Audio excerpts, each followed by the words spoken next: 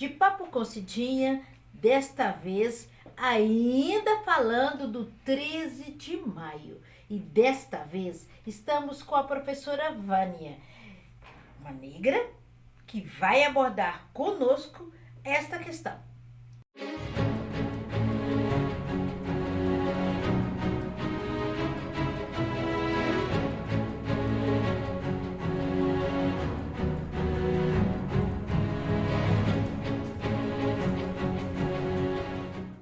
Professora, 13 de maio, uma data a ser comemorada ou não? Então, Cidinha, eu acredito que é uma data, sim, a ser comemorada, né? É uma data que foi muito esperada por essa população negra, né? Mas eu acho que, para além da comemoração, o que a gente precisa ter em mente também é uma data para a gente pensar, né? De forma crítica e propositiva. Porque o que acontece? Alguns autores que se debruçam, alguns historiadores, alguns sociólogos que se debruçam sobre essa questão, que estudam, né, o 13 de maio, o que eles vão dizer é que a gente, na verdade, teve um processo de abolição inacabado. Né? Inacabado em vários sentidos. Né? Eu só falo inacabado. Então eu falei assim, como assim? Houve assinatura do decreto, os negros foram libertos no dia 13, mas no dia 14... E aí o dia seguinte, né? Como é que se dá essa questão do dia seguinte? Eu acho que o que a gente precisa pensar e ter em mente, a gente diz inacabado no seguinte sentido. Temos aí a questão da abolição, mas esses negros, essa população negra, né, ficou em certa medida à deriva, porque não se pensou em nenhuma política pública que pudesse dar suporte para essa população, né, que acostumada à servidão, acostumada aos maus tratos, né, em certa medida tinha uma casa, um lugar para ficar. E quando a abolição ela acontece, a gente não tem nenhum tipo de política pública para pensar nessa população negra. Então, quando alguns historiadores vão falar, uma das primeiras políticas públicas que a gente tem, por exemplo, são direcionadas para essa população para os imigrantes que chegam ao país. Né? Então aí há alguns que vão dizer, olha, a gente tem aí um primeiro germe de uma política pública onde você tem doação de terras em alguns estados para esses imigrantes. E essa população negra? Né? Elas vão para as ruas, elas vão para os que a gente chama de guetos, para a periferia. Então, por exemplo, no sul, em algumas cidades, o que acontece lá era... esses negros, com o intuito de que esses negros não pudessem conviver com essa nova população branca que está chegando, que está assumindo terras, que está recebendo em certa medida subsídios do governo brasileiro, eles são, por exemplo, deslocados para o Rio de Janeiro. Então, há alguns historiadores, por exemplo, que vão apontar que nasce muito no Rio de Janeiro essa periferia, as nossas chamadas favelas, as ditas comunidades, com o deslocamento de algumas dessas populações negras das suas cidades, para não ter que conviver com essas pessoas brancas imigrantes, que são deslocados para o Rio de Janeiro, que na época era a capital do Brasil, né? E vão para esses locais, para os morros, para as favelas e para as periferias. Então, a gente diz inacabado nesse sentido. Né? A gente também precisa pensar a questão do racismo e como a cor da pele, ela hierarquiza. Né? Ela acaba servindo de mote para uma série de questões, né? Para não acesso a empregos, para não acesso a postos, né, de mais relevância na hierarquia. Então, a gente diz inacabada porque é isso, essa população ficou à mercê da própria sorte. Não se discutiu, não se teve reparação, né? Então, por isso que alguns autores vão dizer que é um processo inacabado.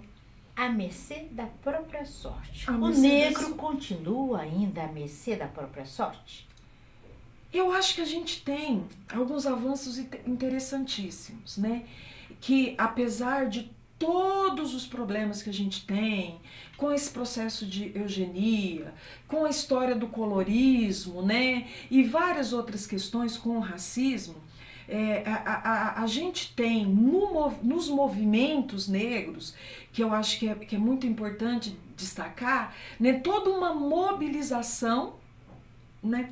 No sentido de acolher, de pensar estratégias, de pensar como essa população negra pode ter acesso à educação, ter acesso a outros postos, né, postos de poder. Então eu acho que a gente tem algumas coisas interessantes hoje acontecendo no país e que vem desse movimento dos nossos mais velhos, que foram construindo uma base para a gente hoje ter alunos negros na universidade, muitos alunos negros, né? Alunos que se organizam em termos de comunidade, por exemplo, hoje aqui na UFTM a gente tem uma liga, a Liga Sankofa, né? Formada por alunos negros, que debate essas questões, né? Que propõe ações, que acolhe essa população negra que está chegando na universidade,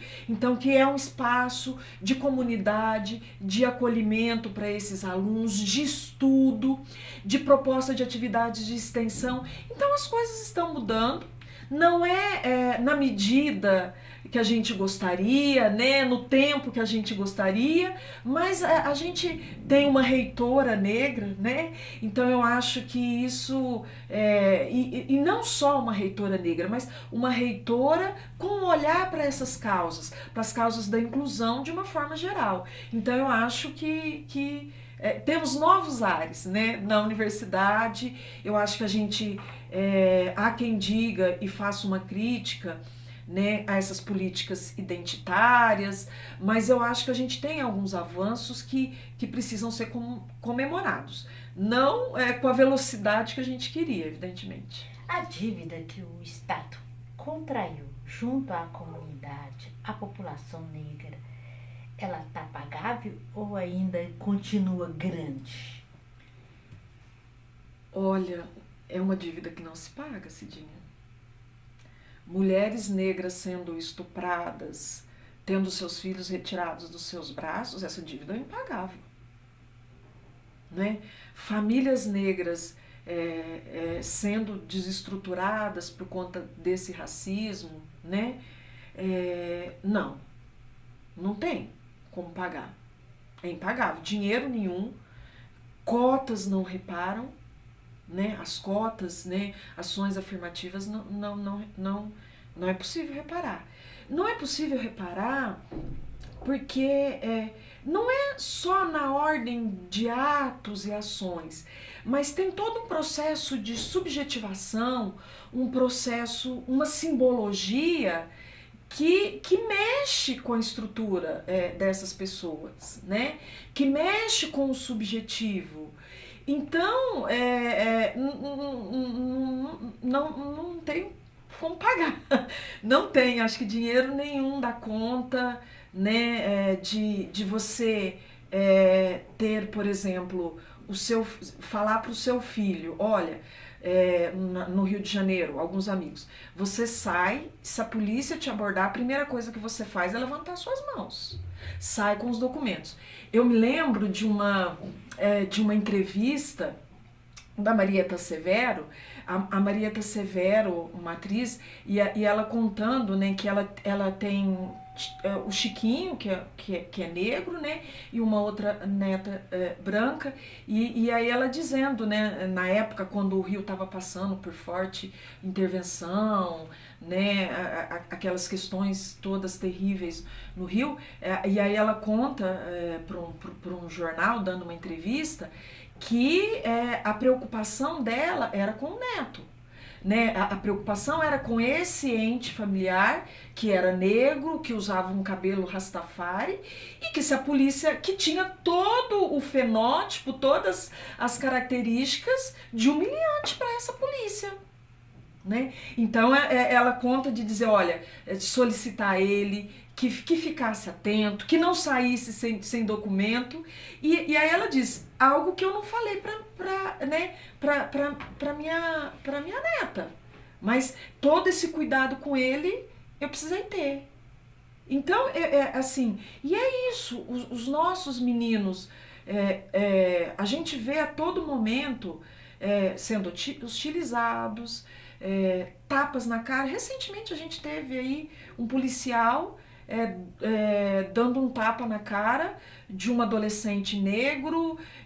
Então a gente tá falando, não tem que repare, né? Todo esse racismo. Eu acho que tem educação. Eu acho que tem educação, tem mobilização, tem denúncia, tem leis, né? Esses alunos precisam chegar à universidade, essas questões elas precisam fazer parte do arcabouço, das discussões dentro da universidade, mas não há o que repare isso. Tem o que se comemorar o 13 de maio? Então, eu acho que tem, assim, o que se comemorar, foi muito esperado.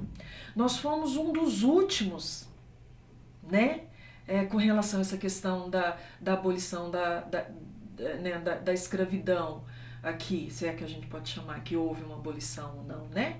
Mas eu acho que tem, sim, algo a se comemorar, mas comemorar com um olhar crítico, olhando um momento que a gente está, olhando para os avanços, né, olhando para os retrocessos, o que precisamos fazer, o que ainda está por fazer, né?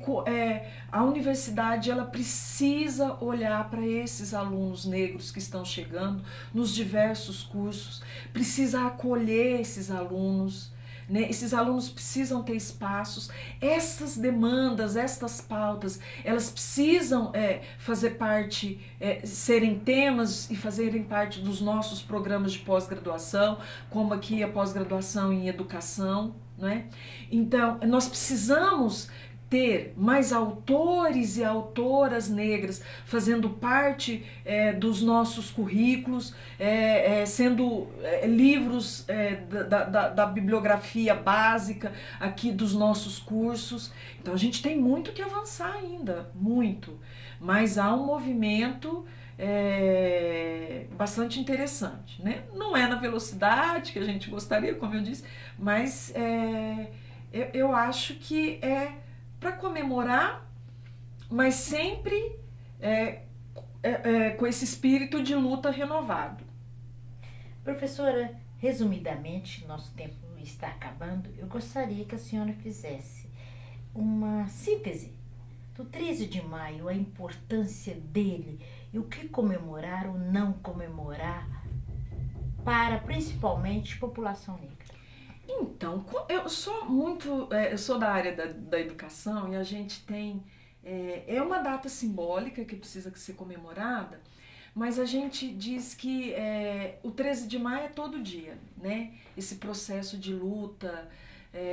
Então, assim, é importante que a gente tenha espaços como esse para discutir, para falar, etc., mas também que isso seja discutido de forma permanente na universidade aí ao longo de todo o ano.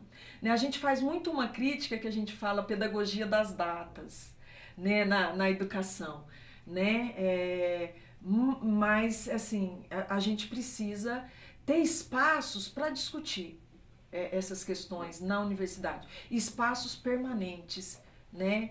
Não em uma data em específico, o 13 de maio, ou novembro, né, o Dia da Consciência Negra, etc.